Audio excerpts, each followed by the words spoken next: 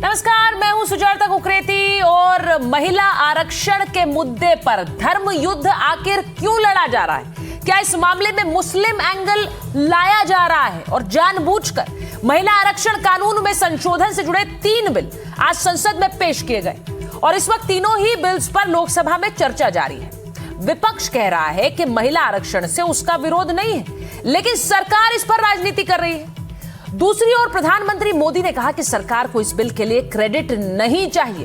प्रधानमंत्री ने यह भी साफ किया कि बिल में उत्तर से लेकर दक्षिण तक किसी के साथ कोई भेदभाव नहीं हो रहा है और यह भी कहा कि महिलाएं निर्णय से ज्यादा नियत को देखेंगी। हमारी नियत की खोट देश की नारी शक्ति कभी माफ नहीं करेगी। लेकिन संसद में आज एक और बड़ी बात हुई। अखिलेश यादव ने सरकार की मंशा पर सवाल उठाए और मुस्लिम महिलाओं को भी आरक्षण दिए जाने की बात कही। अखिलेश यादव ने कहा कि अगर मुस्लिम महिलाओं को कोटा नहीं मिलता है तो इस बिल को समर्थन नहीं करेंगे। इस बयान ने एक नई बहस को जन्म दे दिया। सवाल यह है कि अब सिर्फ महिला आरक्षण की बात है या अब धार्मिक एंगल से भी इस मामले को देखा जाएगा? गृह मंत्री अमित शाह ने इस पर पलटवार करते हुए कहा कि धर्म के आधार पर आरक्षण असंवैधानिक है और उन्होंने समाजवादी पार्टी को चुनौती दे दी। कहा कि अगर इतनी ही फिक्र है तो अपनी पार्टी की सीटें मुस्लिम महिलाओं को दे दीजिए, हमें कोई आपत्ति नहीं है। ऐसे में सवाल उठता है कि क्या आरक्षण को धर्म की गलियों में ले जाना संविधान की मूल भावना के साथ खिलवाड़ नहीं है? सवाल यह भी है कि बहस महिलाओं के सशक्तिकरण के लिए है या फिर चुनावी समीकरण के लिए है। बहस को आगे बढ़ाने से पहले आपको दिखा देते हैं कि प्रधानमंत्री ने आज संसद में कैसे इस बिल पर अपनी बात रखी है। जो आज विरोध करेंगे उसको लंबे समय तक कीमत चुकानी पड़ेगी। हमारी नियत की खोट देश की नारी शक्ति कभी माफ नहीं करेगी। अगर गारंटी शब्द चाहिए तो मैं गारंटी शब्द उपयोग करता हूं। वादा की बात करते हो तो मैं वादा शब्द उपयोग करता हूं। अगर तमिल में कोई अच्छा शब्द हो तो वो भी मैं बोलने के लिए तैयार हूं, क्योंकि जब नियत साफ है तो फिर शब्दों का खेल करने की हमें जरूरत नहीं है। 3 दशक कम पड़ते हैं क्या रोकने में? 3 दशक तक आपने रोका फिर भी कुछ कर नहीं पाए, तो अब तो करो। हमें क्रेडिट नहीं चाहिए। जैसे ये पारित हो जाए मैं कल एडवर्टाइजमेंट दे करके सबका धन्यवाद करने के लिए तैयार हूं, सबकी फोटो छपवाने के लिए तैयार हूं। क्रेडिट आप ले लो, चलो। क्रेडिट की चिंता है क्या है जी? ले लो ना क्रेडिट। आपको जिसकी फोटो छपवानी है सरकारी खर्चे से हम करवा देंगे। सामने से क्रेडिट का ब्लैंक चेक आपको दे रहा हूं। अपने हाथ जब कोई भी शुभ काम होता है उसको नजर न लग जाए, इसलिए काला टीका लगाने की परंपरा है। मैं आपका धन्यवाद करता हूं काला टीका लगाने के लिए। बहुत बहुत धन्यवाद।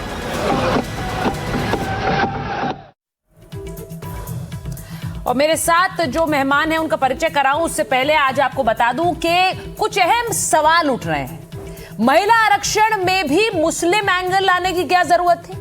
सवाल यह है कि आधी आबादी को आरक्षण पर धर्म युद्ध क्यों? बिल को लटकाने की कोशिश हो रही है क्या? कौन कर रहा है?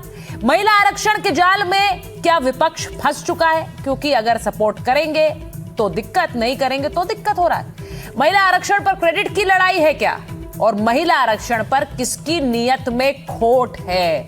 यह सवाल इसलिए इंपॉर्टेंट है क्योंकि लगातार जब इस बिल को लाने की बात हो रही है तो विपक्ष कई चरण की बैठकें कर रहा है। विपक्ष का यह कहना है कि इस बिल में ओबीसी का प्रावधान नहीं है, ओबीसी महिलाओं का क्या होगा?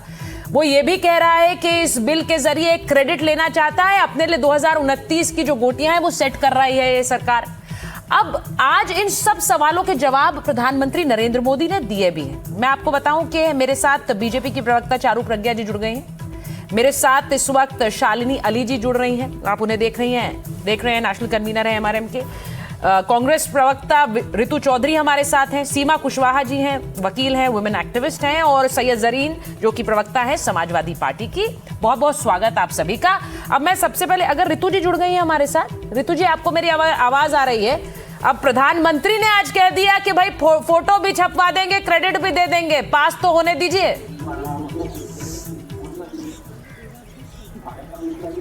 देखिए, ये जो लेवा देवी की बात है और जो ब्लैंक चेक की बात है, क्रेडिट की बात है, ये एक प्रधानमंत्री की भाषा कम, एक दलाल की भाषा ज्यादा लगती है। नहीं, बहुत बहुत आपत्तिजनक। नहीं नहीं नहीं, प्रधानमंत्री जी को अपने जो है, देखिए बहुत बहुत ऐसे शब्दों का इस्तेमाल मत करिए रितु जी। आज बड़ा इम्पोर्टेंट दिन है, संसद में बहस हो रही है, मुझे ऐसे शब्दों पर आपत्ति है मैम। मैं इम्पोर्टेंट दिन है इसीलिए बोल रही हूँ। नहीं तो शब्दों पर जरा गौर करके बोलेंगी मैम तो बेहतर रहेगा। हुए शब्दों का चयन करना चाहिए।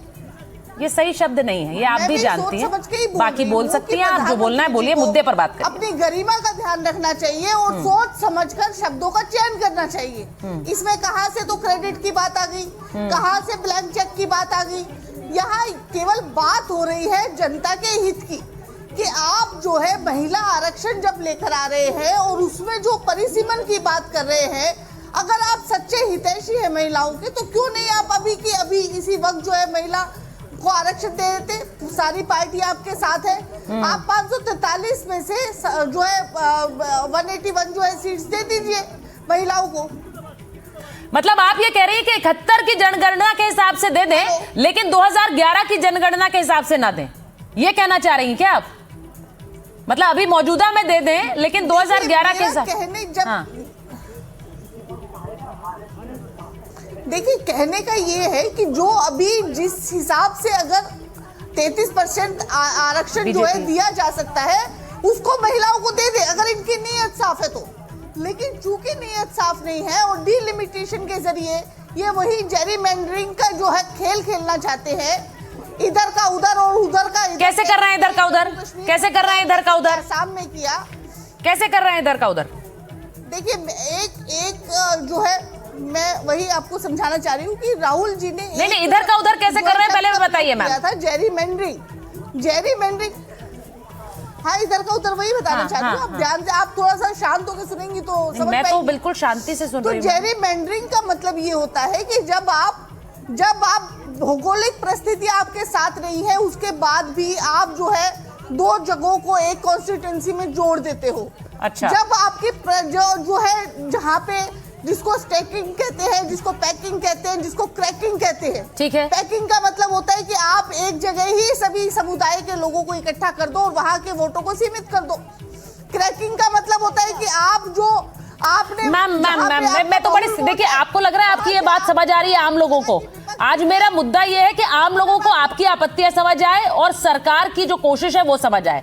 मेरा मुख्य उद्देश्य इस कार्यक्रम के जरिए ये है। आपने कहा इधर का उधर कर रहे हैं, अब मैं चारू जी आपसे पूछ रही हूँ, इधर का उधर आप लोग कर रहे हैं क्या? क्योंकि देखिए ये बार बार आरोप उठता है, पहले तो दक्षिण उत्तर वाला आरोप था, आज तो ये भी कह दिया गया कि आप मुसलमानों को नहीं दे रहे हैं आरक्षण, मुसलमान महिलाओं के साथ आप लोग दगा कर रहे हैं। सुचरिता जी नमस्ते। देखिए, इसको ना बहुत सिंप्लीफाई करते हैं और आपकी बात बिल्कुल ठीक है। आपके चैनल के माध्यम से, आपके शो के माध्यम से हम इस आरक्षण के बिल की हर एक बात को सिंप्लीफाई करके समझाने की कोशिश करते हैं। तो सबसे पहले आपत्ति विपक्ष ने किस बात पर जताई? उन्होंने ये कहा जो दक्षिण के प्रदेश हैं वहां पर आबादी घटी है, बड़ी नहीं है, और जो उत्तर के प्रदेश हैं वहां पर आबादी बड़ी है। तो अगर हम परिसीमन फिर से जिस तरीके से करेंगे, डिलिमिटेशन वापस होगा, तो दक्षिण के प्रदेशों की सीटें घट जाएंगी। उदाहरण के तौर पर आज तमिलनाडु में जितनी सीटें हैं, अगर उसका वापस से परिसीमन होता है केवल पॉपुलेशन के आधार पर, केवल जनसंख्या के आधार पर अगर हम चले, तो वो सीटें घट जाएंगी। तो इसका तोड़ सरकार ने बहुत अच्छे और सिंपल तरीके से निकाला, जहां पर कोई शिकायत नहीं कर सकता। इसका तोड़ क्या है? हर प्रदेश में 50% सीटें बढ़ जाएंगी। इससे क्या होगा कि टोटल नंबर ऑफ सीट 1/3 बढ़ जाएंगी और ये सारी की सारी 1/3 सीटें, 33% सीटें महिलाओं को चली जाएंगी। Simple solution, brilliant solution.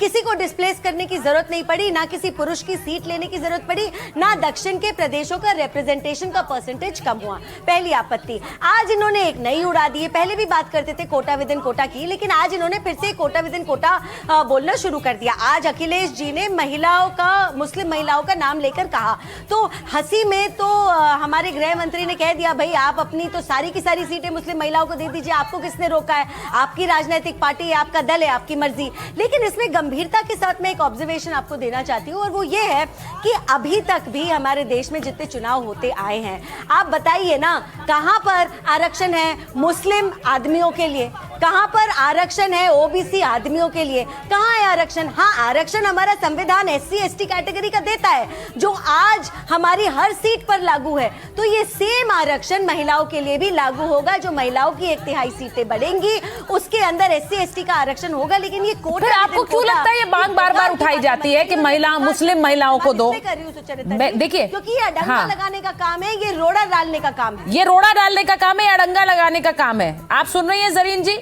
जो चारू जी ने कहा कि ये रोड़ा लगाने डालने का काम, रोकने का, इस बिल को पास ही नहीं होने देना चाहते हैं आप। तो आपने उसके लिए क्या कहा? भाई मुसलमान महिलाओं को भी आरक्षण, अभी तक तो ओबीसी की बात थी, अब मुस्लिम महिलाओं को भी आरक्षण दे दीजिए। सुचरिता जी, देखिए मैं सबसे पहले एक बात आपसे बताना चाहूँगी कि हमारी पार्टी को या हमारे राष्ट्रीय अध्यक्ष जी को महिला आरक्षण से कोई ऑब्जेक्शन नहीं है। हम सब इसके पक्ष में हैं, लेकिन जिस स्वरूप से इसको आना चाहिए था कि पहले जनगणना होनी चाहिए थी, फिर डिमिलिटाइजेशन होना चाहिए था, आफ्टर देन तभी तो आप कॉन्स्टिट्यूएंसी को आप बांटेंगे, तभी तो आप महिलाओं को उसमें इंक्लूड करेंगे, उनकी सीटों को। आपने ये सब तो कुछ करा नहीं, और आप बात कर रहे हैं कि आप कह रहे हैं कि ST ST को आप देंगे, तो आप वो कोई एहसान नहीं कर रहे हैं ST ST महिलाओं के लिए। अच्छा, आप वो तो हमारे संविधान ने इन महिलाओं को पहले से हक दे रखा है। हमारे बाबा भीमराव अंबेडकर ने ये संविधान में दे रखा उनको ये अधिकार। और बात करी जाए अगर आधी आबादी की, सुचरिता जी, तो 60% महिलाएं आधी आबादी में जो है वो ओबीसी समाज में आती हैं, उसमें मुस्लिम महिलाएं भी आती हैं। तो अगर हमारे आदरणीय अखिलेश यादव जी ने मुस्लिम महिलाओं का नाम ले लिया, तो संसद के अंदर जो हमारे देश के गृह मंत्री हैं वो मुस्लिम महिलाओं पे तंज करेंगे। मुझे बड़ा दुख हुआ, मुझे बड़ा मतलब बहुत तकलीफ हुई ये सुन करके कि हमारे गृह मंत्री, अगर हमारे आदरणीय राष्ट्रीय किस बात को सुनकर आपको तकलीफ हुई? मुस्लिम महिलाओं के हक की बात कर रहे हैं। नहीं, सुनिए नहीं, किस बात को सुनकर आपको तकलीफ हुई जरीन जी, मैं ये जानना चाहती हूँ। आप हमें इस बात पे मैं देखिए, गृह मंत्री जी ने क्या कहा कि आप सारी सीटें मुस्लिम महिलाओं को दे दीजिए। आप तंज कर रहे हैं मुस्लिम महिलाओं पर। नहीं मैम, आपने क्या उद्धार मैम ये चर्चा, मैं आपको एक बात बताती हूँ, ये चर्चा जब विपक्ष जब इस बात को लेकर सवाल उठा रहा है कि भाई ओबीसी क्यों नहीं, ये आरक्षण क्यों पहले क्यों नहीं, आपको पता है प्रिंसिपल ऑपोजिशन कांग्रेस पार्टी का इस बात पर है कि अपनी पार्टी के अंदर ही पहले 33% क्यों नहीं दे देते। तो फिर तो ये कहना चाहिए कि उसमें भी दिक्कत है भाई। वो भी कह रहे हैं कि पार्टी में दीजिए ना, पहले अपनी पार्टी के अंदर टिकट देने में, टिकट जब आप बंटवारा करते हैं तब दे दीजिए 33%। अगर इस बात पर आपको आपत्ति है तो इस ऑब्जेक्शन पे भी होनी चाहिए। मेरी एक बात सुनिए, आप मेरी एक बात सुनिए, इतना समय आपने निकाल दिया, आपको अभी ये मुद्दा याद आया था? आपको अभी ये मुद्दा, जब 2-3 बड़े राज्यों में इतने बड़े चुनाव चल रहे हैं, तभी आपको ये मुद्दा याद आया? ये जो बीजेपी प्रोपेगेंडा चलाती, जो चुनावी रणनीति चलाती है, ये बिल्कुल प्रोपेगेंडा, क्योंकि 2029 से पहले। तो मैम इस समय मुस्लिम आरक्षण की मांग करके इस बात को क्यों लटकाना? जाति जनगणना का सवाल करेंगे। इस समय महिला आरक्षण की बात, मुस्लिम महिला आरक्षण की बात कैसे हो गई? बात महिला आरक्षण की हो रही थी, उसमें मुस्लिम महिला की बात कहां से होने लग गई? फिर सिख महिलाएं भी बोलेंगी हमें भी दे दीजिए आरक्षण, तो गलत नहीं है? फिर गलत नहीं है? ओबीसी, फिर जैन महिलाएं भी कहेंगी हमें भी दे दीजिए आरक्षण। ओबीसी, देखिए ओबीसी महिलाओं, मैं आपसे पूछ रही हूँ, गलत है क्या? फिर इसे सब रोक देते हैं और बोलते हैं पहले मुस्लिम महिलाओं को दीजिए, फिर जैन महिलाओं को दीजिए, फिर सिख महिलाओं को दीजिए, सब मांगेंगे और सबको देते हैं। फिर एक मेरी बात सुनिए, आप मेरी बात सुनिए। अभी प्रधानमंत्री जी का मैं पार्लियामेंट में उनका सुन रही थी, जो वो दे रहे थे भाषण, जो दे रहे थे, वो कह रहे थे बिल आने तो दीजिए, बिल आने तो दीजिए। अरे आपके पास इतना समय था, आप सही टाइम पे जनगणना कराकर, जाति जनगणना बनाकर और परसीमन कराकर आप ले आते सरकार। आप क्यों नहीं लेकर कर आए? आप तो सरकार में थे, अब ला रहे हैं तो अब दिक्कत है। मुद्दा नहीं, मैं ये देखिए, शालिनी अली जी बैठी हुई हैं यहाँ पर। नहीं, आप प्रधानमंत्री जी कह रहे हैं, आने तो दीजिए। तो आने दीजिए, अगर आएगा तो उसको आगे बढ़ाने से रोकने के लिए क्या इस तरह के दांवपेच का इस्तेमाल होगा? हम सब जानते हैं संविधान कहता है कि धर्म के आधार पर आरक्षण नहीं हो सकता है। फिर शालिनी अली जी क्यों आज संसद में ये बात उठाई गई कि भाई मुस्लिम महिलाओं को भी दे दीजिए? अभी तक तो ओबीसी महिलाओं का था और उस पर मैं वाजिब सवाल पूछ रही हूँ। उन्हें मिनट लगेगी। हाँ। संसद में ये बात जिसने उठाई है, हाँ। उसने और उनके परिवार की जो पॉलिटिक्स रही है और उनकी पार्टी की जो पॉलिटिक्स रही है, वो तुष्टीकरण के तौर पे मुसलमानों को वोट बैंक पॉलिसी के तौर पे इस्तेमाल करने का ही उनका काम रहा है, शुरू से लेकर अंत तक। हम बात कर रहे हैं महिलाओं की। उनके जो पिताजी हैं, उन्होंने सालों पहले ये कहा था कि अगर संसद में बहनें आ जाएंगी, बाल कटी हुई बहनें अगर संसद में आ जाएंगी तो सीटियां बजेंगी। Is this the kind of language you talk about women? अब आप बात आ जाइए कि अब जब रिजर्वेशन बिल पारित हो चुका है, उसको लागू करने के लिए अगर कोई डिस्कशन हो रही है तो उसमें आप अड़ंगा क्यों लगा रहे हैं? आपने सीधी सिंपल बात ये करनी चाहिए थी कि ठीक है, ये हमारे विषय है, ये हमारी प्रॉब्लम है, इनका सोल्यूशन बताइए, और उसी तरीके से सोल्यूशंस बताया गया है। आप कह रहे थे डिलिमिटेशन की बात बिल्कुल क्लैरिटी से क्लियर हो गई है कि 50% सीट सारे राज्यों में बढ़ जाएंगी। कोई इसमें कोई कंफ्यूजन नहीं है। कांग्रेस कहती है OBC SC ST, Samajwadi party कहती है ओबीसी एससी एसटी। तो एक्सक्यूज मी, जब ये विमेन रिजर्वेशन बिल पहले ही कांग्रेस लेकर आया था, क्या उनके किसी भी बिल में कोई भी क्लॉज ओबीसी एससी एसटी के लिए कुछ भी लिखा गया था? क्या समाजवादी पार्टी ने उस टाइम पर भी ये बात डाली थी कि नहीं मुस्लिम महिलाओं के लिए अलग से करिए? मैं एक मुस्लिम महिला हूँ, मैं टीवी पे बैठी हूँ, मैं अपने देश में सुरक्षित हूँ। मैं कहती हूँ कि एक महिला को आप आगे बढ़ाने का मौका दीजिए। वो मुस्लिम, सिख, ईसाई, बौद्ध, पारसी, ये सारी बातें दूर की हैं। हम बहनों को सिर्फ बसों में फ्री टिकट नहीं दे रहे हैं। हम बहनों को सिर्फ कुछ बहनों को ये नहीं दे रहे कि एक लैपटॉप दे दे या एक साइकिल दे दे। हम बहनों को संसद में आने का मौका दे रहे हैं, जहां पे उनके सोच विचार के हिसाब से हम लोग फैसले कर पाएंगे।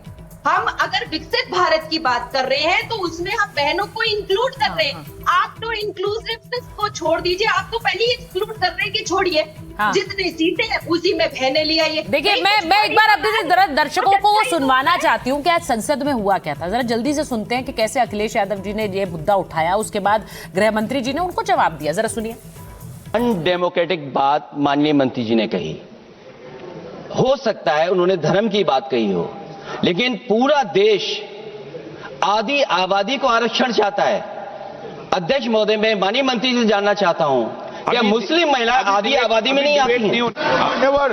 समाजवादी पार्टी सारी टिकटें मुस्लिम महिलाओं को दे दे, हमें कहां आपत्ति है?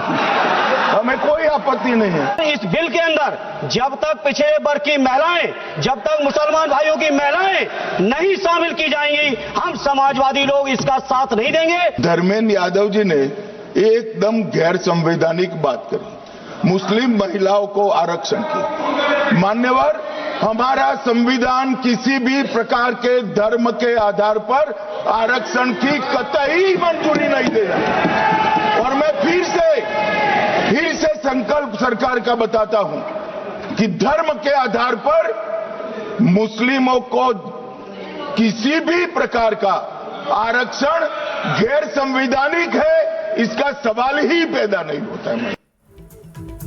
इसका सवाल ही पैदा नहीं होता कि आप मुसलमानों के लिए आरक्षण की बात कहें। अब जरा एक बात पूछ लेती हूँ, क्या ये कोई आपत्तिजनक बात कही है उन्होंने? मैं एक बार सीमा जी के पास जाती हूँ। सीमा जी, क्या गृह मंत्री ने कोई आपत्तिजनक बात कही? क्या कहता है हमारा संविधान? क्या धर्म के आरक्षण पर? देखिए, अब जब ये बातें आती हैं तब ये कहा जाएगा कि ये बिल को रोकने, इस कानून को रोकने, इसे स्टॉल करने के लिए कई तरह की तरकीबें लगाने की कोशिश है, या वाकई वो चाहते हैं मुस्लिम महिलाओं को आरक्षण मिल जाए? देखिए, हमारे में धर्म के आधार पर रिजर्वेशन का कोई भी कॉन्सेप्ट नहीं है, कहीं कोई प्रोविजन नहीं है। ये टोटली समाजवादी पार्टी की तरफ से तुष्टीकरण की नीति के तहत ये अखिलेश यादव जी और साथ में ही धर्मेंद्र यादव जी ये स्टेटमेंट दे रहे हैं। देश आज़ाद हुए 75 साल से ज़्यादा हो गया, लेकिन आधी आबादी का अगर रिप्रेजेंटेशन नहीं है और आज भारतीय जनता पार्टी महिलाओं के लिए सोच रही है, तो इन लोगों को क्यों तकलीफ हो रही है? ये तो बिल सारी पार्टियों को बाउंड करेगा, इवन की भारतीय जनता पार्टी को भी बाउंड करेगा कि वो अपने पार्टी की भी 33% महिलाओं को टिकट देने के लिए बाउंड होंगी।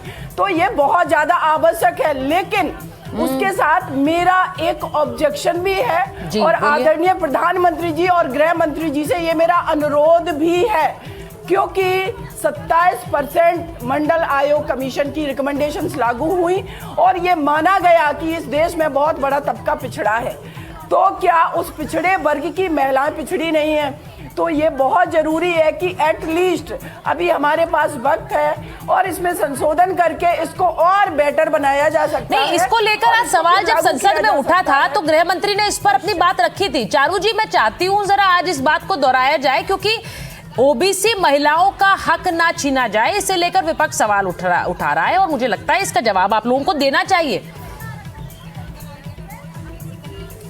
जी, मैं ना एक बहुत सिंपल तरीके से उदाहरण देके समझाने की कोशिश करती हूँ सुचारिता जी। पहली बात तो जैसे अभी मैम बोल रही थी, हमारे संविधान में ये कोई सिस्टम ही नहीं है कि आप धर्म के आधार पर इस तरीके के रिजर्वेशन दीजिए, क्योंकि अगर ऐसा कुछ होता तो अब तक की जितनी सीटों पे पुरुष लड़ते चले आ रहे हैं, जिस भी प्रकार से चुनाव होते चले आ रहे हैं, उसमें क्यों नहीं आरक्षण? उसमें किसी भी धर्म का आरक्षण नहीं। आपने कभी सुना है क्या ये सीट मुस्लिम के लिए रिजर्व्ड है, ये सीट जैन के लिए रिजर्व्ड है, ये सिख के लिए रिजर्व्ड है, ये क्रिश्चियन के लिए रिजर्व्ड है? ये नहीं होता। तो जब पुरुषों के लिए नहीं होता, आज तक नहीं हुआ, आप महिलाओं की बात में इसको बीच में क्यों ले आते हैं? दूसरा पॉइंट मेरा ये है, और ये भी एक बहुत सिंपल और उदाहरण के साथ इसलिए देती हूँ क्योंकि लाइक आई सेड सिंप्लीफाई करते हैं, हमारी जनता को समझ में आना चाहिए। AIM जैसी पार्टी है, अपने आप को मुस्लिमों की ही पार्टी बताती है, मुस्लिमों को ही फील्ड करती है, मुस्लिमों की ही बात करती है, तो ये इनको आरक्षण की जरूरत है क्या? इनकी मर्जी वो किसको टिकट दे। जैसे मेरी पार्टी की मर्जी हम किसको टिकट देना चाहते हैं, मेरी पार्टी की मर्जी कि हम समाज के किस वर्ग की किस महिला को टिकट देना चाहते हैं, वो तो हमारे हाथ में है। तो आज की तारीख में अगर ओबीसी का सबसे बड़ा रिप्रेजेंटेशन किसी भी मंत्रिमंडल में है तो वो हमारी सरकार में है। ये किसी रिजर्वेशन से नहीं हुआ, ये हमारी सोच और सूझबूझ से हुआ, क्योंकि हमारा ये मानना है हर वर्ग का रिप्रेजेंटेशन सही तरीके से होना चाहिए, चाहे वो पार्टी के अंदर हो, चाहे वो सरकार के अंदर हो, चाहे वो टिकट बांटने की बात हो। तो ये एक बहुत जैसा मैंने कहा कि एक सिंपल तरीके से मैंने समझाया, और घूम फिर के बात यहां पर आ जाती है कि आप बार बार गोल पोस्ट इसलिए शिफ्ट करते हैं क्योंकि आप चाहते ही नहीं कि महिलाओं को आरक्षण मिले। अगर आप चाहते तो ये 2010 में ही हो गया होता, 2010 में हुआ नहीं।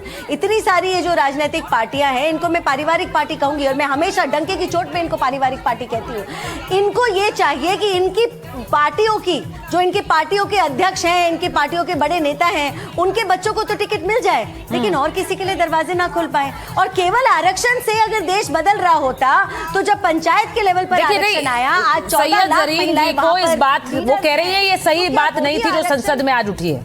मैं जरीन जी, अभी आपने चारू जी को सुना, चारू जी ने कहा, उन्होंने कहा कि हमारे हाथ में है कि हम कितनी ओबीसी महिलाओं को टिकट देते हैं। अब मैं आपसे पूछती हूँ, समाजवादी पार्टी ने पिछले चुनाव में कितनी मुस्लिम महिलाओं को टिकट दिया चुनाव लड़ने के लिए?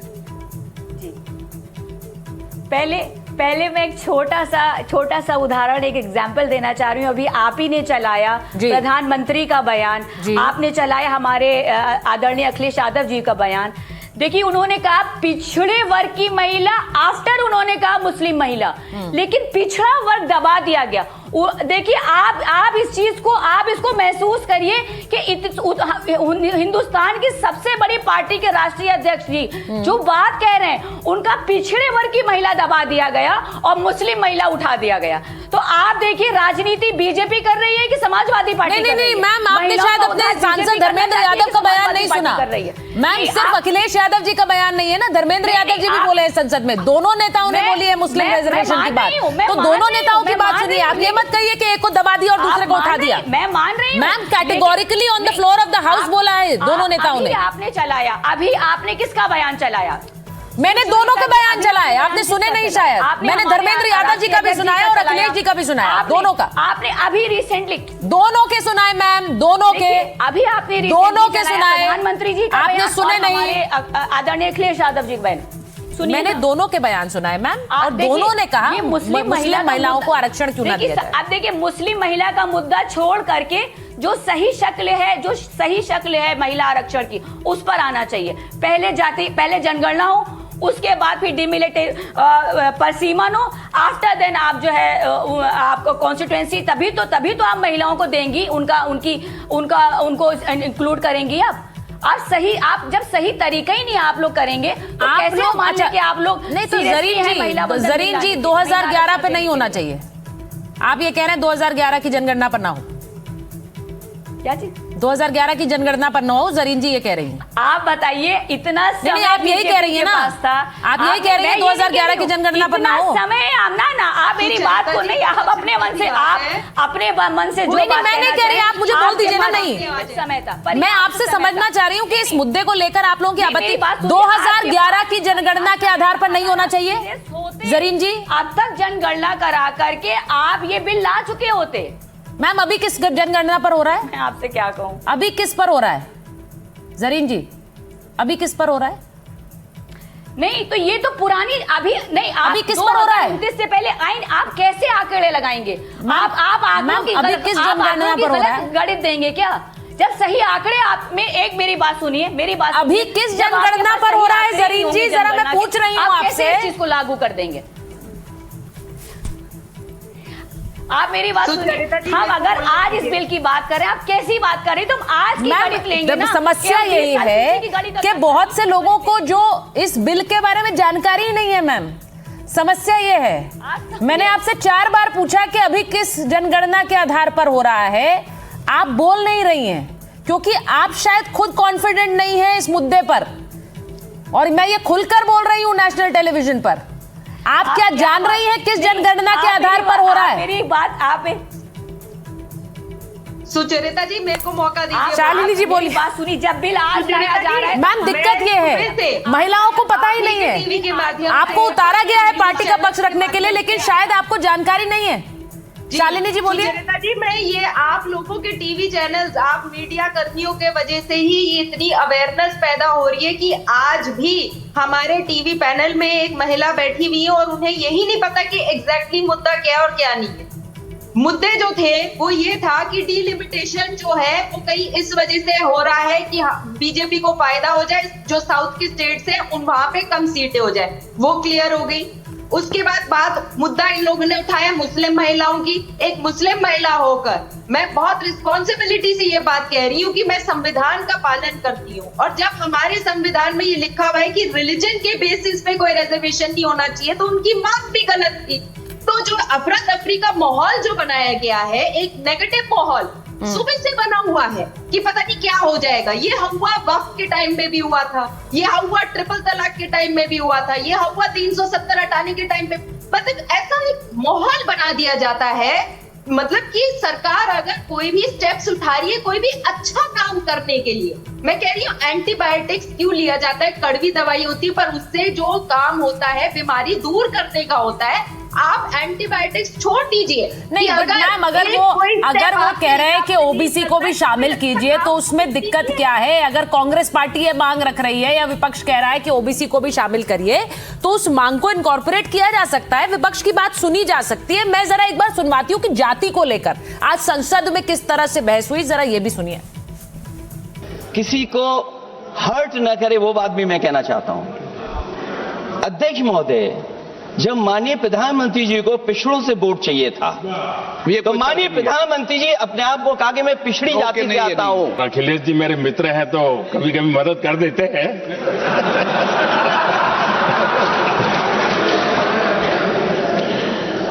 ये बात सही है कि मैं अति पिछड़े समाज से आता हूं, लेकिन मेरा दायित्व समाज के सबको साथ लेके चलने का है, और यही मेरे संविधान ने मुझे यही रास्ता दिखाया है। मेरे लिए संविधान ही सर्वोपरि है, और इसलिए और ये संविधान की ताकत है कि मेरे जैसा अत्यंत छोटे समाज का, अति पिछड़े समाज के व्यक्ति को इतना बड़ा दायित्व देश ने दिया। देखिए प्रधानमंत्री जी क्या कह रहे हैं, वो कह रहे हैं कि मेरे जैसा व्यक्ति यानी अति पिछड़े समाज का व्यक्ति, उसे ये दायित्व मिला है। अब जब प्रधानमंत्री ये बात कहते हैं तो एक भरोसा जगता है। लेकिन चारू जी, ये आपके इर्द गिर्द जो दो महिलाएं इस वक्त बैठी हुई हैं, वो दोनों आपसे, कांग्रेस की प्रवक्ता भी और आपके बगल में जो वकील बैठी हैं, समाज सेविका भी हैं, वो दोनों आपसे यही कह रही हैं कि ओबीसी महिलाओं का हक मत मारिए। तो उनकी आवाज भी तो उन महिलाओं तक जाएगी, तो उन्हें लगेगा कि हमारा हक मारा जा रहा है। उस पर स्पष्टीकरण मुझे लगता है इस बहस के दौरान आना ही चाहिए।